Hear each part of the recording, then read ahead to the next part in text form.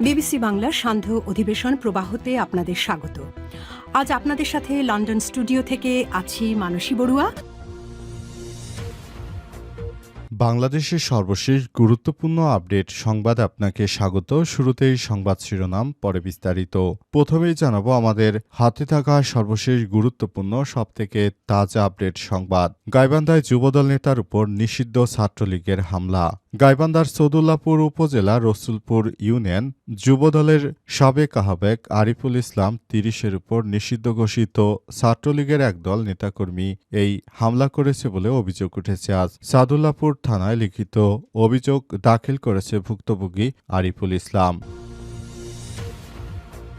এরপর জানাবো জরুরি সভা ডেকেছে বিএনপির ছাত্রদল। জরুরি সভা ডেকেছে জাতীয়তাবাদী ছাত্রদল। আজ সন্ধ্যায় নয়াপল্টনস্থ দলের কার্যালয় থেকে জানানো হয়েছে রোববার দুপুর ২:৩০টায় রাজধানীর নয়াপল্টনস্থ ভাসানী ভবনে ৩য় তলায় এই সভা অনুষ্ঠিত হবে। এই তথ্য জানিয়েছে কেন্দ্রীয় ছাত্রদলের দপ্তর সম্পাদক সহসভাপতি পদমর্যাদা মোহাম্মদ জাহাঙ্গীর আলম।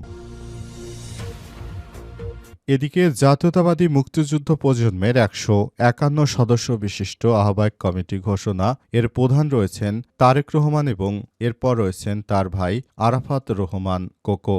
বাংলাদেশ জাতীয়তাবাদী মুক্তিযুদ্ধ দল কেন্দ্রীয় কমিটির সভাপতি বীর মুক্তিযোদ্ধা ইশতিয়াক আজিজ উলফাতের স্বাক্ষর করা এক সংবাদ বিজ্ঞপ্তিতে এই তথ্য জানানো হয়েছে। এবারে জানাবো স্বাধীনতা এবং সার্বভৌমত্বের জন্য হাদী ভাইকে আল্লাহ কবুল করেছেন বললেন আক্তার হোসেন। বাংলাদেশের স্বাধীনতা এবং সার্বভৌমত্বের জন্য ইনকিলাব মঞ্চের মুখপাত্র শরীফ ওসমান হাদী ভাইকে আল্লাহ পাক কবুল করেছেন বলে মন্তব্য করেছেন জাতীয় নাগরিক পার্টি এনসিপি সদস্য সচিব আক্তার হোসেন। এবং সর্বশেষ জানাবো স্বরাষ্ট্র উপদেষ্টাকে ২৪ ঘন্টা সময় দিল ইনকিলাব মঞ্চ। গত এক সপ্তাহ ধরে শহীদ শরীফ ওসমান হাদীর হত্যাকারীকে ধরতে পারেনি বাংলাদেশের প্রশাসন। এর জন্য সমস্ত দায়ভার গিয়ে পড়েছে স্বরাষ্ট্র উপদেষ্টার উপর, কারণ তার নেতৃত্বে কোনোভাবেই তাদেরকে আটক করা যায়নি। এর জন্য স্বরাষ্ট্র উপদেষ্টাকে এই দায়ভার নিতে হবে বলে ২৪ ঘন্টার আলটিমেটাম দেওয়া হয়েছে। প্রিয় দর্শক, এতক্ষণ শুনছিলেন সংবাদ শিরোনাম, এবারে বিস্তারিত। তবে তার আগে বন্ধুরা অনুরোধ থাকবে এই সংবাদটিতে একটি লাইক দিন। এই চ্যানেলে আপনি নতুন হয়ে থাকলে আমাদের সংবাদটি দেখতে দেখতে চ্যানেলটি সাবস্ক্রাইব করে রাখুন। কমেন্ট করে বন্ধুরা আপনার মূল্যবান মতামত জানিয়ে দিন আপনি বিশ্বের কোন দেশ থেকে বা বাংলাদেশের কোন স্থান থেকে আমাদের সংবাদটি দেখছেন এবং শুনছেন। আর বন্ধুরা সংবাদটি আপনার সোশ্যাল মিডিয়া ফেসবুকে শেয়ার করে বন্ধুদেরও দেখার সুযোগ করে দিন। এবারে বিস্তারিত। গাইবান্ধার যুবদল নেতার উপর নিষিদ্ধ ছাত্রলীগের হামলা। গাইবান্ধার সাদুল্লাপুর উপজেলার রসুলপুর ইউনিয়ন যুবদলের সাবেক আহ্বায়ক আরিফুল ইসলাম ৩০-এর উপর নিষিদ্ধ ঘোষিত ছাত্রলীগের একদল নেতাকর্মী হামলা চালিয়েছে বলে অভিযোগ উঠেছে। আজ সাদুল্লাপুর থানায় লিখিত অভিযোগ দাখিল করেছেন ভুক্তভোগী আরিফুল ইসলাম। হামলাকারীরা হলেন স্থানীয় আওয়ামী লীগের ইকবাল হোসেন ডিপটি ৫৮, ছাত্রলীগের সৌরভ মণ্ডল ২৭, সৈকত মণ্ডল ২৫, রিয়াজুল জান্নাত সোহাগ ৩৭, মিজানুর রহমান ২৬, রিয়াদ মিয়া ২৭, রায়হান মিয়া ৩৬, শিহাব মিয়া ২৩। এছাড়াও অজ্ঞাত আরও বেশ কয়েকজন এই হামলার সঙ্গে জড়িত বলে উল্লেখ করা হয়েছে। স্থানীয়দের অভিযোগ সূত্র থেকে জানা গেছে উপজেলার রসুলপুর ইউনিয়নের সান্দেয়াপুর গ্রামের মৃত আতিকুর রহমানের ছেলে আরিফুল ইসলাম দীর্ঘদিন ধরে যুবদলের সংগঠনে সক্রিয়ভাবে সাংগঠনিক হিসেবে কাজ করে আসছেন। এ সময় ইউনিয়ন যুবদলের আহ্বায়ক হিসেবে দায়িত্ব পালন করছিলেন তিনি। তখন থেকে ইউনিয়নের কতিপয় আওয়ামী লীগের সন্ত্রাসীরা তার বিরুদ্ধে লেগে পড়ে এবং তাকে মারার জন্য উদ্যত হয়। তারা নানাভাবে তাকে হত্যা করার জন্য উদ্যত হতে থাকে এবং শেষ পর্যন্ত তারা এমন একটি কর্মকাণ্ড করে বসল। এই ঘটনার পর থেকে পরিস্থিতি আরও উত্তপ্ত অবস্থায় বিরাজ করছে এবং সবকিছু সেখানে হচ্ছে। জরুরি সভা ডেকেছে ছাত্রদল।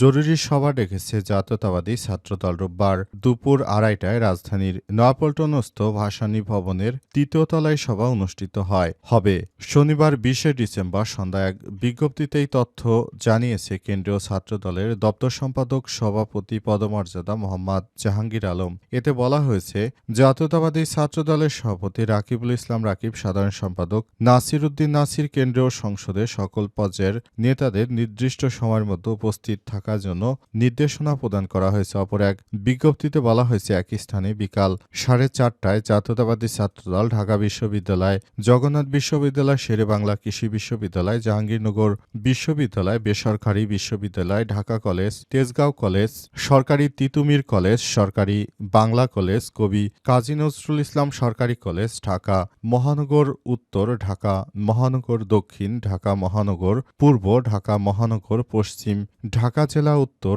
ঢাকা জেলা দক্ষিণ, গাজীপুর জেলা ও মহানগর, মানিকগঞ্জ জেলা, টাঙ্গাইল জেলা, মুন্সিগঞ্জ জেলা, নরসিংদী জেলা শাখার সুপার 5-এর সাথে কেন্দ্রীয় সংসদে জরুরি বৈঠকের সভা অনুষ্ঠিত হবে। এতে করে সবাইকে উপস্থিত থেকে যার যার দায়িত্বকে বন্টনের মাধ্যমে সবাইকে আরও বেশি সক্রিয় থাকার জন্য অনুরোধ করা হয়েছে। সবাইকে বলা হয়েছে, যার যার জায়গায় থেকে আপনারা বিশেষভাবে দায়িত্ব পালন করুন।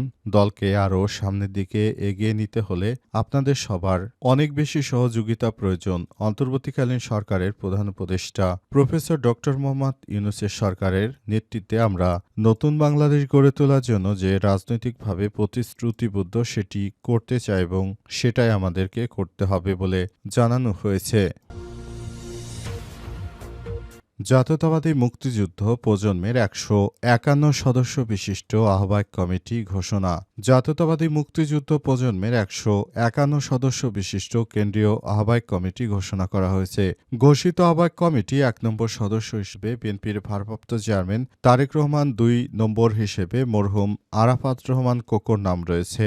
বাংলাদেশ জাতীয়তাবাদী মুক্তিযুদ্ধ দল কেন্দ্রীয় কমিটির সভাপতি বীর মুক্তিযোদ্ধা ইশতিয়াক আজিজ উলফাতের স্বাক্ষর করা এক সংবাদ বিজ্ঞপ্তিতে এই তথ্য জানানো হয়েছে। বাংলাদেশ জাতীয়তাবাদী দলের ভারপ্রাপ্ত চেয়ারম্যান তারেক রহমানের অনুমতিক্রমে এই আহ্বায়ক কমিটি গঠন করা হয়েছে। তাদের একটি কাজ থাকবে, সেটি হচ্ছে আগামী জাতীয় সংসদ নির্বাচনের আগে যত শহীদ মুক্তিযোদ্ধা বা বীর মুক্তিযোদ্ধাদের পরিবার কিংবা বীর মুক্তিযোদ্ধা রয়েছে তাদেরকে সর্বাত্মক সহযোগিতা করবে বিএনপি। বিএনপির পক্ষ থেকে তাদেরকে সব রকমের সহযোগিতার জন্য এমন একটি দল গঠন করা হয়েছে।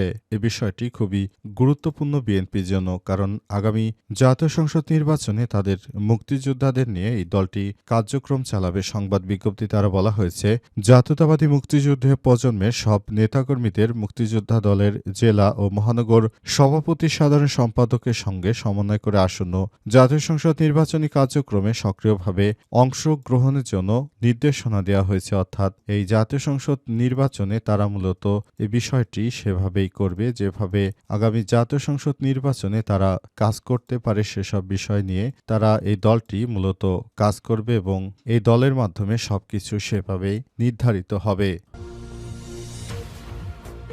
স্বাধীনতা সার্বভৌমত্বের জন্য হাদী ভাইকে আল্লাহ কবুল করেছে বললেন আক্তার হোসেন।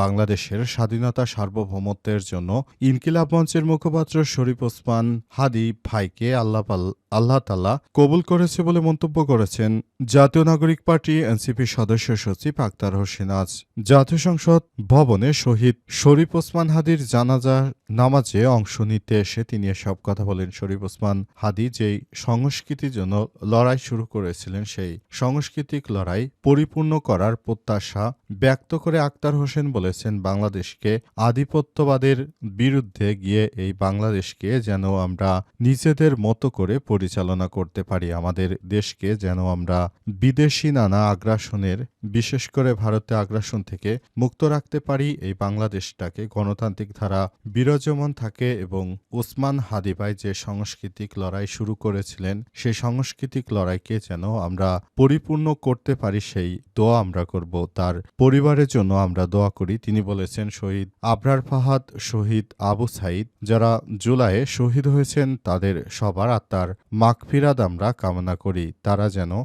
বাংলাদেশটাকে গঠন করতে চেয়েছিল যেভাবে সেটা যেন আমরা করতে পারি সেজন্য সবাইকে তিনি আরও বেশি দায়িত্বশীল হওয়ার জন্য আহ্বান জানিয়েছেন। তিনি বলেন সবাইকে আরও বেশি দায়িত্বশীল ভূমিকা পালন করতে হবে এবং তাদের পাশে দাঁড়াতে হবে। তারা নতুন বাংলাদেশ গড়ে তোলা যে স্বপ্ন দেখেছিল সেই স্বপ্নকে বাস্তবায়ন করার দায়িত্ব আমাদের সবার। তাই সবাইকে বিষয়টি নিয়ে আরও বেশি দায়িত্বশীল ভূমিকা পালন করতে হবে।